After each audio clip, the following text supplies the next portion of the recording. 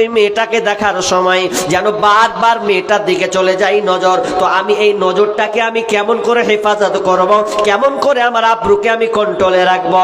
তখন স্যার বলছে, বেটা এক কাজ কর, তুই যে মেয়েটার দিকে তাকাচ্ছিস তোর কোনো জায়গায় ত্রুটি আছে বলে দেখছিস, তাহলে কি করতে হবে? বলছে এক কাজ কর, তুই আমার কিছু কাজ করে দে, তাহলে বুঝতে পারবো, এর সমাধান তোকে আমি এখানে দিতে পারবো।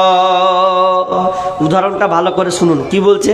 ছাত্র বলছে, স্যার মেয়ের দিকে বারবার নজর যাই, এর সমাধান? সমাধান আছে। আচ্ছা তুই আমার জন্য এই হাফ কিলোমিটার যেতে পারবি তো চায়ের দোকান? কেন পারবো না বলেন? বলছে হাফ কিলোমিটার চায়ের দোকান যাব, তো ওই চায়ের দোকান থেকে তুই আমার জন্য 1 গ্লাস দুধ নিয়ে আসতে পারবি?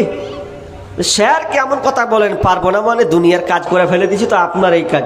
হ্যাঁ পারবো, কিন্তু শোন শর্ত আমার 2টা। আমার জন্য যে 1 গ্লাস দুধ নিয়ে আসবি, শর্ত তোকে